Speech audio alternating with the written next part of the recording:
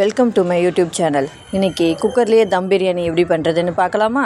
First குக்கரில் எண்ணெய் சேர்த்துக்கோங்க. இதில் பட்டை, லவங்கம், ஏலக்காய், பிரிஞ்சி இலை இதை சேர்த்து கொஞ்சம் பொரிஞ்சு வரும்.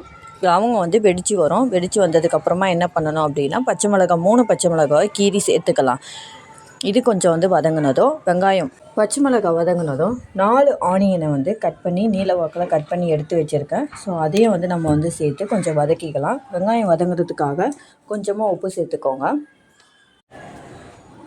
2 கைப்பிடி அளவுக்கு புதினா இலை எடுத்து வச்சுருக்கேன். ஸோ அதையும் சேர்த்து வதக்கிக்கலாம். இதுக்கப்புறமா இஞ்சி பூண்டு பேஸ்ட்டு சேர்த்து பச்சை வாசனை போகிற வரைக்கும் வதக்கி எடுத்துக்கோங்க.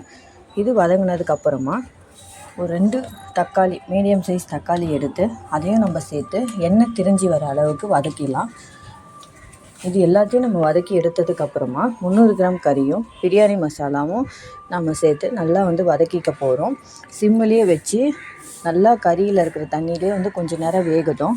இது வெந்ததுக்கப்புறமா என்ன பண்ண போகிறோம் அப்படின்னு சொல்லி பார்த்தீங்கன்னா, 1.5 கப் அளவுக்கு தண்ணி சேர்த்து கறி நல்லா தண்ணியில் வெந்து பஞ்சு போல் வெந்து வர அளவுக்கு நம்ம எடுத்துக்கலாம். இப்போ கறி பார்த்திங்கன்னா நல்லா பஞ்சு போல் வெந்து வந்திருக்கு. இந்த ஸ்டேஜில் ஊற வச்ச 1.5 கப்பு பாஸ்மதி அரிசியை நம்ம கழுவி எடுத்து சேர்த்துக்க போகிறோம்.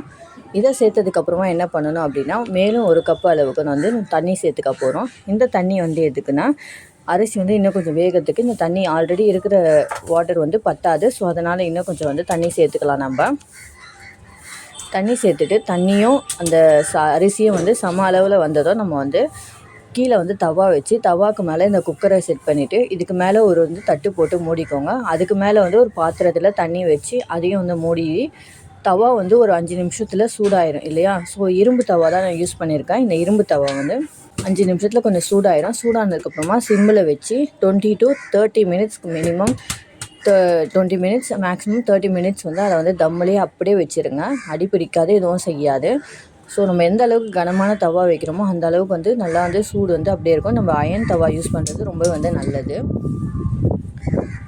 ஸோ இந்த தவா யூஸ் பண்ணி நம்ம கடைசியாக எடுத்து பார்த்தோம் அப்படின்னு சொல்லினா நம்மளோட பிரியாணி குக்கர்லேயே ரொம்ப அழகாக சுவையாக ரெடியாக இருக்கும். ஸோ நீங்கள் கண்டிப்பாக இந்த மாதிரி ட்ரை பண்ணி பாருங்கள். ரொம்ப டேஸ்ட்டாக இருக்கும்.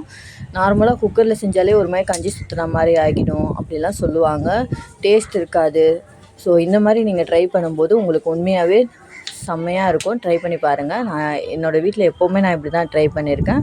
ரொம்ப நல்லா வந்திருக்கு. இது மாதிரி நீங்களும் ட்ரை பண்ணிவிட்டு எனக்கு கமெண்ட்டில் கண்டிப்பாக சொல்லுங்கள் ஃப்ரெண்ட்ஸ். Thank you friends. பாய். இன்னும் நிறைய வீடியோஸ் பார்க்கணுன்னு என்னோடய சேனலை மறக்காமல் சப்ஸ்கிரைப் பண்ணிவிடுங்க.